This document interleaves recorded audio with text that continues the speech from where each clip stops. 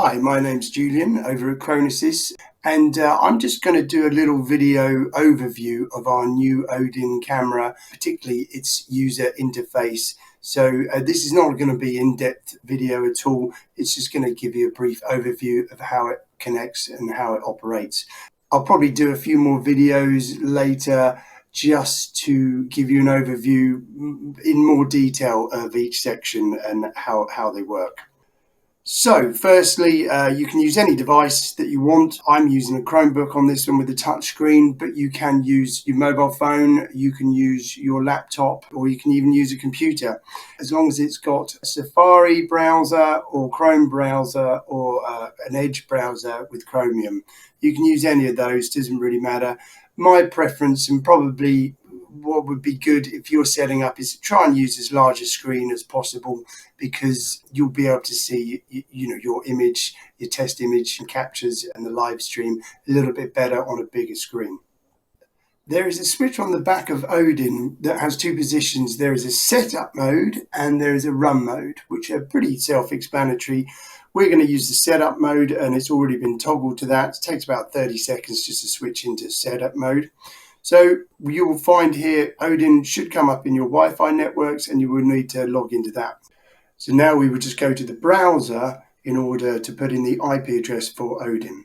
So you open your browser and you will be typing in 192. I've done it already, so it's coming up 192.168.99.1, which is the control panel for Odin. You can hit enter. If we go to full screen as well. So you've now got the Odin control panel coming up in your browser. Now, on a mobile phone or a smaller device, it will fill the screen. On a larger device, you can zoom in and out how you want. Okay, so you're now actually logged into your Odin, and you can see it here where you get a green Odin connected sign, which if you weren't connected, this would come up red and say Odin disconnected. Okay, so I'm going to go through some of the sections. Again, not in too much detail. I'm just literally going to go through as a brief overview so you get an idea of how this works. Starting at the top here, Odin, whenever you connect to Odin, the time will be linked and synced to your UTC time off your browser. So that's just, you can see it there updating every few seconds just to make sure you do have your local time and that Odin has the correct time in order to take its pictures. The second section here is the current schedule. And as you can see here, what's running now at the moment is taking a picture every 4 minutes between 7 and 5:30. This can be obviously changed however you like. And again, these are the scheduled days. You can run Monday to Friday and leave out Saturday and Sunday if you wish. And of course, then it says, which this would be like the next image is going to be taken. There's a little line there saying, you're not taking any pictures while you're in setup mode. Moving on to system status, you can see that there are two green icons here. One is Odin connected and the other one is storage present. If either of these things disconnect or are removed for any reason, then you will see a red icon appear here to let you know that you are now disconnected from either of those. The second line here just shows how much space you have on the card. So this, for instance, this one here says there's a card connected and it's called 128 test. It's 128 gigabytes of space. Currently 92% of that is free. And it also lets you know here that there's 5,097 images on that drive. So moving down to the next section. So you have two tabs here. You have long term, which is already in. Then you also have short term. So just briefly going over how this works. Short term is if you want to take a faster interval, say a 1 second, 2 second interval, then fine, you can do that. The system will stay on for about 36 hours, maybe 40 hours. In this short term mode, the interval you can go down as low as soon as possible, which could be about 1 second, even less, depending on your shoot settings. Okay, so that's short-term mode. And then if you go to long-term mode, the difference between this is the system will actually shut down to save power in between taking images. This is required because leaving the camera on, it uses far too much power, and you need a very large solar panel. So this is the most efficient way of doing it. And again, we've got it down to about 1 minute, which, depending on your shoot settings and also like your schedule, quite possible with Odin and using the solar panel. I'll stay in long-term mode because they stay pretty much the same. But you can see you've got your interval here, which is pretty self-explanatory, taking a picture every minute. You can change the aspect ratio between 16.9 and 4.3. Obviously, 4.3 will give you slightly higher pixel count because 16.9 is actually you cropping the image at the top and bottom. So it all depends like what your preference are.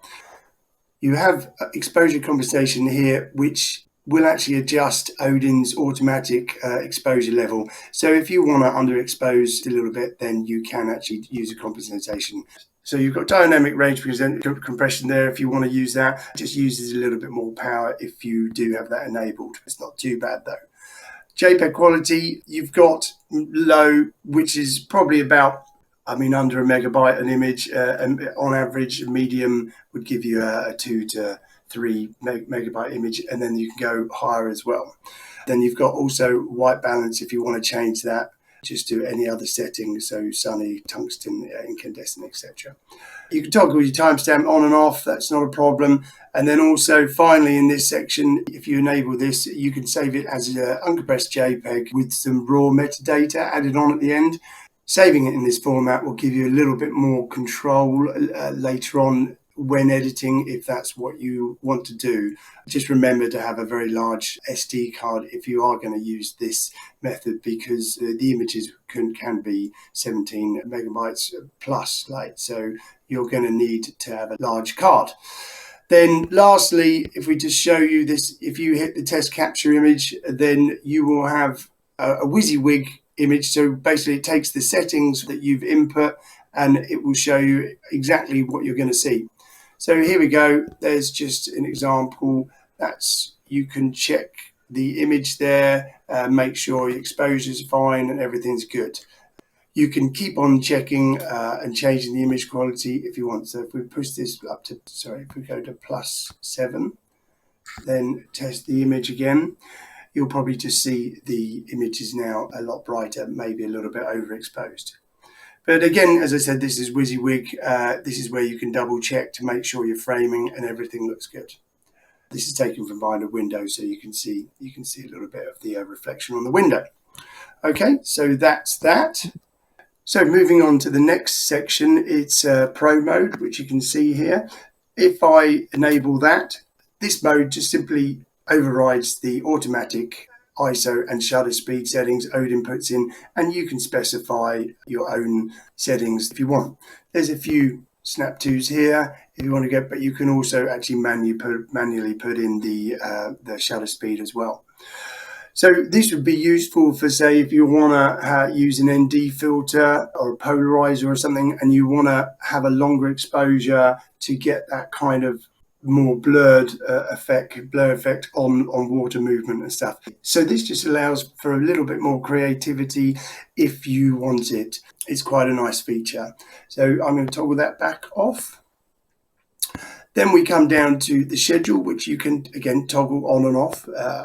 This is particularly useful if you want to save power, because time-lapsing is always about power. You want to make sure you're not recording too many pictures, unwanted pictures. So for instance, most projects customers that I have don't really want to have the camera running 24 hours a day, but they'll probably be running 10 to 12 hours a day. So this is where you can input that, and you can choose that's your weekly schedule, and you have your start time and your end time. Okay, so we're in the last section now, which is the utilities section, and first in the list is the live preview. I'll just quickly show you this. So if you do a live preview, the camera will stream images coming from the camera. So this is particularly useful. Maybe if you want to frame your shot, use that to frame your shot, you can do that. So you can use this live stream just to focus your new lens if you actually want to change out the standard supply one.